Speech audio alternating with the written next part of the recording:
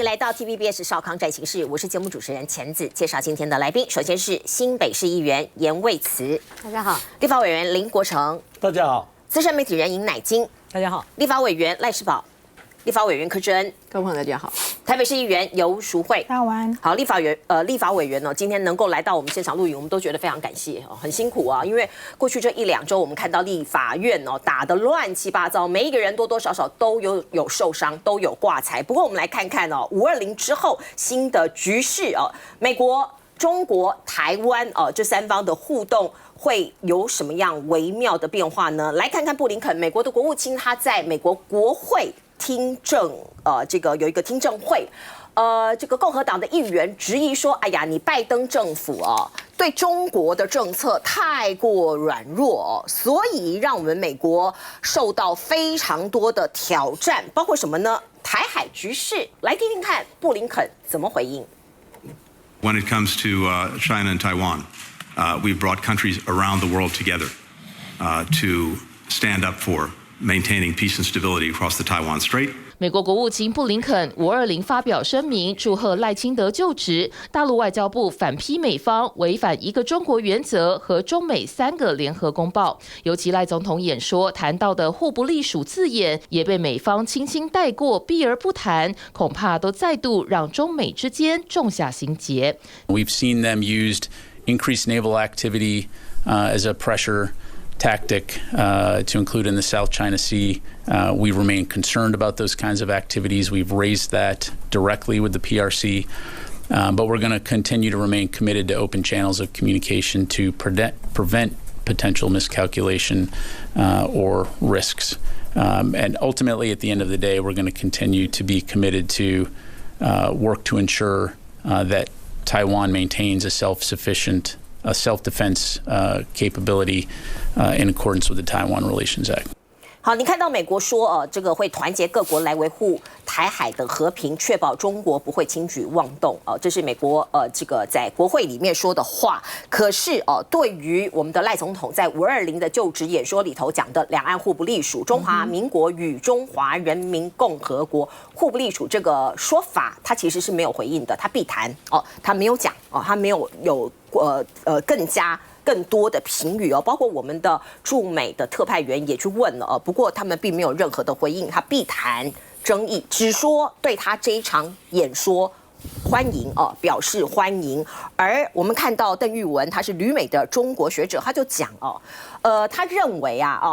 赖清德的520演讲虽然没有谈到台独2个字，可是通篇都是台独的身影3合1台独，并且呢，他认为北京根本不会接受北京也不可能觉得有任何的善意在里头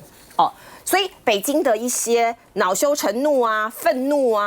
像言语上面的这个看起来有一些回应呢，这是必然的所以必须讲这个邓玉文就说过去传统像是台湾的这个520各种的，不管是哪一个总统的演说，都是要由美国同意，所以他代表他认为美国已经改变了对台独的立场。虽然照例表示你看到美国的官方文件说不支持台独，可是实际上是已经放行了。只要赖清德不公开宣布台湾建国，美国都会默许。这个是来自于学者的解读。而另外我们看到这个北京的这个反应，当然我们看到包括外交部发言人，包括王毅，包括国台办，其实都有一些回应我们看到这个外交部发言人说，美方向台独的分裂势力发出严重的错误讯号。而另外我们看到包括五角大厦就说你北京你要维持稳定不要升级局势。另外王毅这是我比较惊讶的，因为王毅2次我们看到他其实在开会他在这个上合组织会开会他连续2天讲了2次重话这个针对这个我们赖清德总统的就职演说。今天他说什么？他说这个赖清德是背叛民族和祖先的丑行，令人不齿这是来自于王毅的批评。而马英九前总统其实也在520当天以及520隔天都说了话。他说，请赖清德修正新两国论不然他会认为两岸会更加的危险。我们看到所谓两岸互不隶属或是两国互不隶属的所谓新两国论的引用包括我们看到520那一天赖清德总统就职演说，他讲的是中华民国宪法，他有提中华民国宪法，然后接下来他接的话是中华人民共和国跟中华民国互不隶属。我们看到法律学者包括廖元豪就讲了，他说从宪法增修条文来看，中华民国还是一国两区。以一中为基础所以不会得出中华民国与中华人民共和国互不隶属这样子的结论，而是台湾地区。如果你真的要讲的话，你要讲这是台湾地区，或者是说自由地区与大陆地区分治。所以他认为赖清德是引错法律，搞错宪法。来，委员。是的，这个教授几位教授都有这样提出来你真正的要讲到，就大家很关心赖清德520的就职演说，他讲那些东西，虽然他是好像听起来他是重复蔡英文所讲的两岸中华民国、中华人民共和国互不隶属，可是就赖清德嘴巴讲出来，他是台独精神大家就是很注意看你在讲什么东西，很清楚的。他讲到极端另外极端，他说中国、中华民国、台湾都是国家，也就是说你要讲。这个地方的国家可以3个名称，中华民国、台湾都可以。这个很明显就是台湾是国家，这明显就是台独了。这个不要说老公，这很多宪法学者就看说除非你修宪，说赖清德说我们要推动这个台独这个我开始修宪，否则按照现在的宪法就是宪法一中宪法的基础嘛，那就是我们是中华民国，主权呢是涵盖整个中国大陆，但是治权方面，这个后面是衍生的了之前是说中华民国统治的台湾地区，中华人民共和国统治的大陆地区，在我们的宪法，他应该强调的要对自己有信心。中华民国现在就是2个地区，一个自由地区台湾，一个中国大陆地区。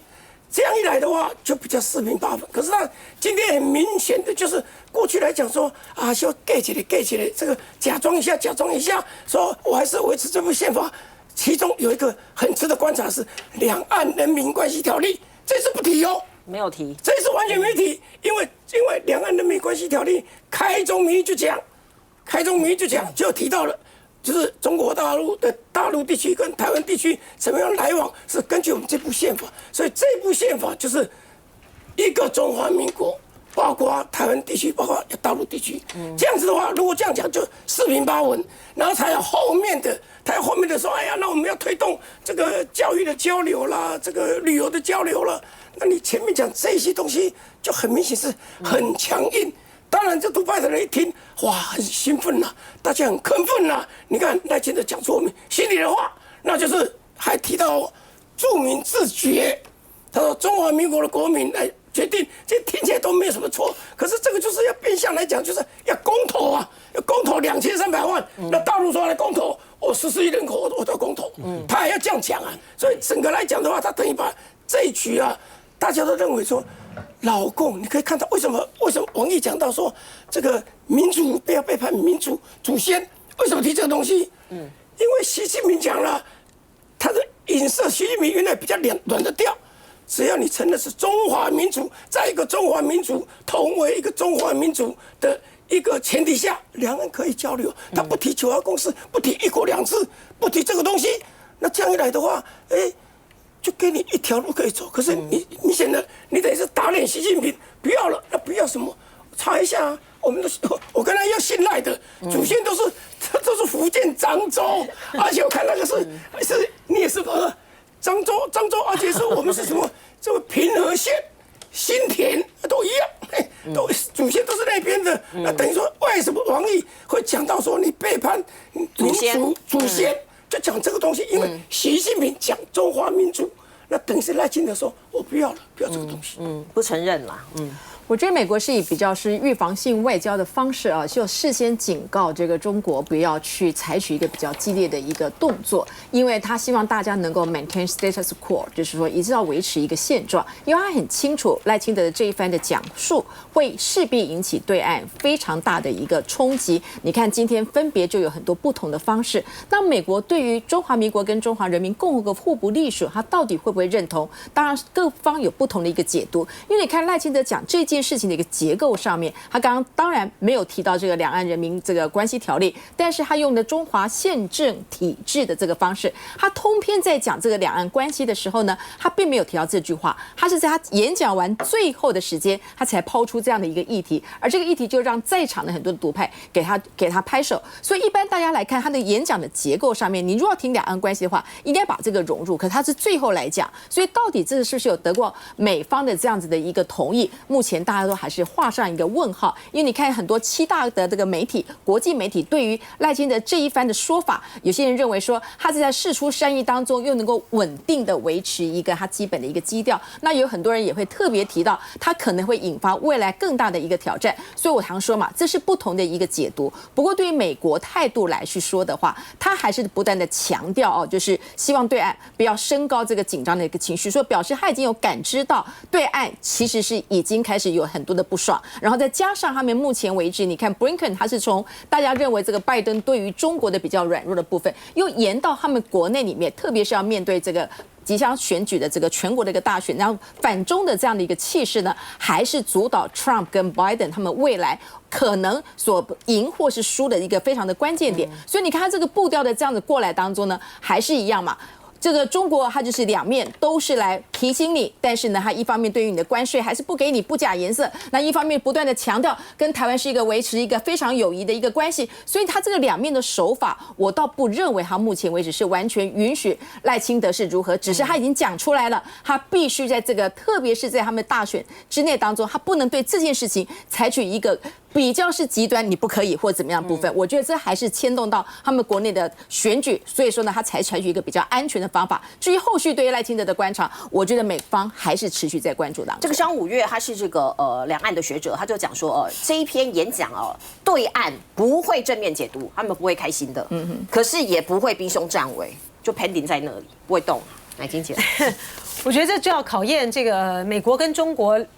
两个国家啊，在台湾问题上面的斗争啊，到一个什么样的高度？我觉得现在的关键在于是说赖清德的就职演说呢，他当然是在美方有看过，而且是会被解读成是有背书的情形下，你讲出来了中华人民共和国和中华民国互不隶属。如果说这不叫做这个踩到这个中国大陆的红线的话，我就不知道大陆要怎么样自圆其说了哈。在大陆认定呢，美方在背后背书并且开绿灯的情形之下，那赖清德的这样子讲，他就牵涉到中美有关于台湾问题的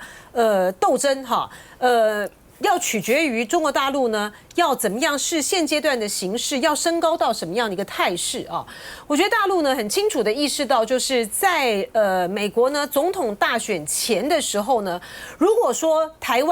海地区呢因为大陆对于台湾的施压升高了任何的这个行动，不管是军事上的或是经济上的，而使得美国方面呢有这个借口呢加强对于大陆方面的不管是制裁啦或是各方面的更硬的动作的话，这反而是助长了美国的在选举上面的一个话题哈。所以我觉得这一段时间呢，不是说中国大陆呢对于赖清德的观察期，对赖清德已经没有观察期了，他直接呢就是进入到这个对撞的这个时候，这个对撞呢就是看大陆的如何的来判断，就是美国可能有的后续的反应。我觉得军事演习啊，然后升高台海这边的紧张的情势，这个部分呢可能会引起美国方面呢比较激烈的反弹，而台湾呢所要接受到的第一波和第二波的冲撞，一个就是外交，另外一个就是经济上面的制裁。对外交的问题，我们下一段讨论，进一下广告。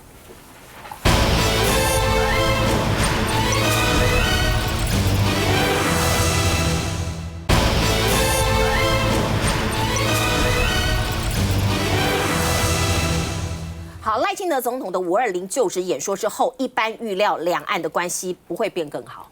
可能会变可能会变更差啊。那我们看到中国大陆对我们施加的压力，包括空中、海上的军事的演习，或是围堵哦，或者是各种的挑衅也好。另外，在外交上面可能会出什么招呢？我们看到路透社今天有一则独家报道，他说我们在梵蒂冈哦，这个梵蒂冈是我们的邦交国啊，观众朋友，梵蒂冈现在可能要在中国大陆派设常驻代表。这是一个很大的信号，这是一个 sign。我们台梵关系会生变吗？我们来看看。总统赖清德刚上任，台湾在欧洲唯一的邦交国梵蒂冈特地派出驻菲律宾大使查尔斯·布朗来台湾观礼，并与赖总统举行双边会晤。不过现在传出中梵关系可能生变。这几年来，台湾和梵蒂冈持续透过各层级的相互访问，增进彼此的情谊。事实上，特使在台湾的同一时间，梵蒂冈国务卿枢机主教帕罗林仍正在大陆与上海教区主教沈彬进行会晤。路透社报道，帕罗林最新表示，梵蒂冈希望在中国大陆设立常设办事处，代表梵蒂冈与大陆外交关系的重大升级。La sua presenza, in quanto vescovo della sede che ospitò il primo concilio plenario della Chiesa in Cina, dà un particolare significato all'evento di oggi. 梵蒂冈在上海举行研讨会，教宗方济各还特地录制影片，赞扬中国天主教徒为和平做出重大贡献，并重申现在的中国天主教会已和罗马教廷共荣。罗马天主教到中国是传福音，不是殖民。美联社报道，梵蒂冈重申对北京政权不构成威胁，并承认早年西方传教士因为急于改变民众信仰，曾犯下错误的谈话，是梵蒂冈再次向大陆做出的重大表态。好，观众朋友，过去呢，梵蒂冈跟中国其实关系一向是非常紧张，可是现在看到从2018年开始哦，这个教宗方济各其实某种程度他有伸出橄榄枝哦，他们可能希望在中国大陆有更多的传教这样子的做法哦，所以把梵中关系正常化列为优先的目标哦，所以这就是一个我们必须要真的要注意的事情哦。那现在可能梵蒂冈这边已经有一些动作了，有一些意向了。那民进党政府有没有什么因应的方式呢？我们看到吴思瑶他说这是认知作战。好，这是中方的外交打击哦，没有不需要恐慌哦，大家不需要恐慌哦，所以恐怕我们的外交部是不是已经有掌握了？所以要大家不用恐慌。而另外还有一个国家叫做瓜地马拉，是不是也有可能生变呢？因为中国大陆的官媒已经放话了哦，他说下一个断交的国家就是你了，就是瓜地马拉了哦。那我们可以看到呢，包括最近。这个我们的赖总统也才刚刚跟瓜地马拉的总统这个视讯，因为他道贺嘛，祝贺赖总统这个就任，并且还互邀来访问所以真的会这个邦交生变吗？所以这个到底怎么回事？外交上面怎么看？委员，我想台湾在整个国际外交上面呢，我们真的要好自为之了哈。那尤其赖总统啊。当初我们可以发现到政商的关系，可以看出一个民意。第一，赖总统讲出“互不隶属”这句话，本来股票是涨了180点，讲这句话下去，整整5分钟倒跌100多点，这代表什么？代表台湾人民对于这句话是非常敏感的。不要说对岸了哈，那我是觉得梵蒂冈这个问题啊，确确实实我们在3、4年前，梵蒂冈的主教就没有派到台湾来，所以很久了。我们从那个从我们退出联合国开始的时候，就降到代办了，代办。本来是公使，接下来又代办，所以从这里可以嗅到很多的情况。那这个也很难怪啦，因为中国。天主教有1000多万人，所以啊，你难怪梵蒂冈啊，要跟我这个对岸去做这个交流。那事实上刚刚好，你赖清德觉得说，你们抗中保台的政策似乎完全没有要改变，所以才从你的这些这个就职演说的时候，也没有留下任何一个两岸和平的契机。所以说实在话。梵蒂冈这些，不要说全部听中共的，最起码的话，我们的瓜地马拉也是危险。所以我们过去也曾经讲过，你们抗中保台的政策到最后就是外交部变成断交部，所以这2个国家本来是对我们都是友善，所以我认为会因为中共的积极的态度会影响我们的邦交，这个是毋庸置疑。我认为这个部分我们台湾的政府赖政府，请你一定要去小心应对的问题。是我们的外交部部长叫做林佳龙哦，林佳龙这个位置哦，其实不是他想要的我必须这样讲，他没有想过他要当外交部长，所以我听说他最近都在看 CNN， 很认真的在看 CNN 哦，来不来得及我不知道啦哦。所以这个怎么办？这个在外交上面可能会有一些困难，因为你看中国大陆它的反应这么激烈嘛。是，但我想这个大概也不是只有今天啦，好，那长期以来台湾在外交上的处境，我相信其实大家国人都非常清楚。那尤其又是在我们选举过后，那新任总统交接这种方式，这种外交恐吓的方式，也都是长期每一任交接中国都会使用的这样子的手段。那不过我们来看到这个梵蒂冈哦，我想刚才这个委员有提到，确实在中国境内有数以万计千万人的这个天主教教徒。那不过就从4月份，单从今年4月份单个月，就有掌握的就有6起中共迫害中国天主教徒的情况。那这其中一个情况是怎样？在安徽，就是一个3位的教徒，他在晚上带着这个会众的小朋友一起唱圣歌，但因为没有事先报备，所以都被抓起来。好。只因为没有事先报备，然后违反集会结社就被抓起来。那所以我们看到，就是说，希望梵蒂冈透过宗教交流的力量，让中国可以理解到信仰的自由是如何的珍贵，以及什么叫基本的人权。所以我相信，